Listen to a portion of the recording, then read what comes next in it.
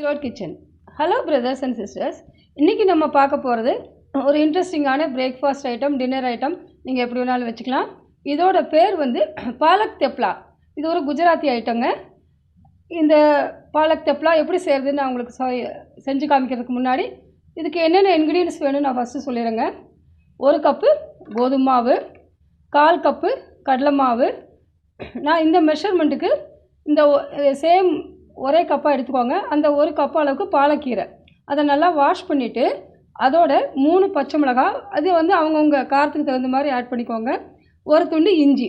இந்த 3ஐயும், அதாவது பாலக்கீரை, பச்சை மிளகாய், இஞ்சி, இந்த 3ஐயும் அது மூழ்கிற அளவுக்கு தண்ணி விட்டு ஒரு 5 மினிட்ஸ் குக் பண்ணிக்கோங்க. ரொம்ப நேரம் வேண்டாம், ஏன்னா பாலக்கீரை ரொம்ப நேரம் குக் பண்ணால் அதில் இருக்கிற சத்தெல்லாம் போயிடும். அது ஆறுனதுக்கப்புறம் அதை வந்து ஃபைன் பேஸ்ட்டாக மிக்சியில் கிரைண்ட் பண்ணி வச்சுக்கோங்க. அளவான தண்ணி விட்டு அந்த அரைச்ச தண்ணியோட, பாலக்கீரை தண்ணியோட இந்த கடலை மாவு, கோதுமை மாவு, இந்த ஓமம் வந்து 1 ஸ்பூன், சரிங்களா? அதுக்கப்புறம் தேவையான அளவு உப்பு, இது எல்லாத்தையும் சேர்த்து சப்பாத்தி பதத்துக்கு பிசைஞ்சு வச்சுக்கோங்க. அது மேலே எண்ணெயை அப்ளை பண்ணி ஒரு 20 மினிட்ஸ், அதை வந்து 20 மினிட்ஸ் டு ½ அன் ஹவர் ஊற வச்சுக்கோங்க, சரிங்களா? அந்த பேட்டர் தான் இது, நம்ம பாலக் தெப்லாவோட பேட்டர். இப்போ வாங்க நம்ம ரெசிபிக்குள்ளே போகலாம்.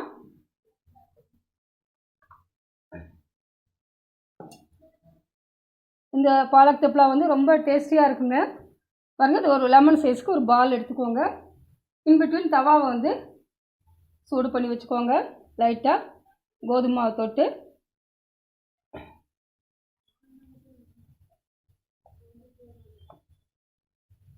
பாருங்கள், இப்படி நம்ம நார்மலாக சப்பாத்தி தேய்ப்போம் இல்லைங்களா, உங்களுக்கு எவ்வளோ திக்னஸ் முடியுமோ தேய்ச்சிக்கோங்க. அப்பப்போ மாவு அப்ளை பண்ணிக்கோங்க.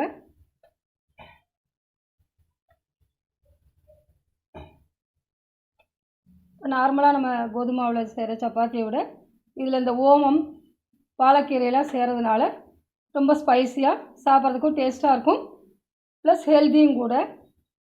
நீங்கள் உங்கள் வீட்டில் இதை ட்ரை பண்ணி பாருங்கள். இப்போ பாருங்கள், இப்போ தவா சூடாயிருச்சு. இதை நீங்கள் வந்து நெய்லையும் செய்யலாம், பட்டர்லேயும் செய்யலாம், ஆயிலையும் செய்யலாம், உங்கள் விருப்பங்க. நான் இன்றைக்கி எண்ணெயில் தான் செய்கிறேன். கல்லில் போட்டுக்கோங்க. ஃபஸ்ட்டு ஒரு போர்ஷன் வேகட்டும்.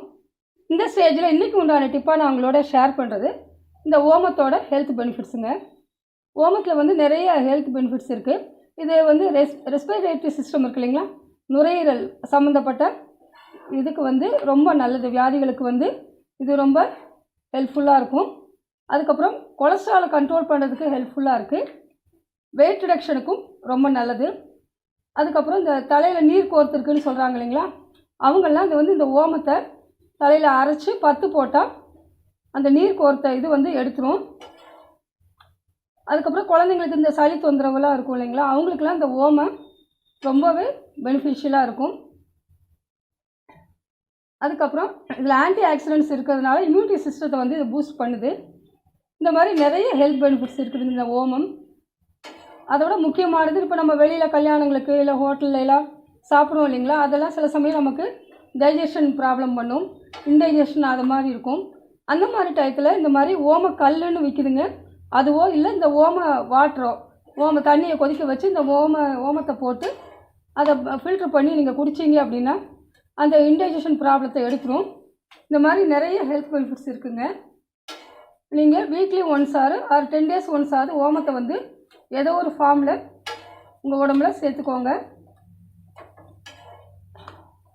பாருங்கள், இந்த யம்மியான டேஸ்டியான நம்ம பாலக் தெப்லா ரெடி ஆயிடுச்சு. இது நீங்கள் அப்படியே சாப்பிட்லாம், இல்லைன்னா இதுக்கு சைட் டிஷ்ஷு நம்ம இஷ்டம். தக்காளி தொக்கு, தேங்காய் சட்னி கூட சூப்பராக இருக்குங்க. இதுக்கு அவ்வளோ டேஸ்டியாக இருக்கும். இன்னொன்று நான் உங்கள்கிட்ட சொல்ல விட்டுட்டேன், இதில் வந்து பூண்டு ஆட் பண்ணுவாங்க. நான் இன்றைக்கி பூண்டு ஆட் பண்ணல. நீங்கள் விருப்பப்பட்டால் அந்த கிரைண்ட் பண்ணுறீங்களே இல்லைங்களா, கீரையை வேக வைக்கும் பொழுது ஒரு 4 பல் பூண்டையும் சேர்த்து வேக வச்சு கிரைண்ட் பண்ணிக்கோங்க. நான் சேர்த்தலை, சரிங்களா?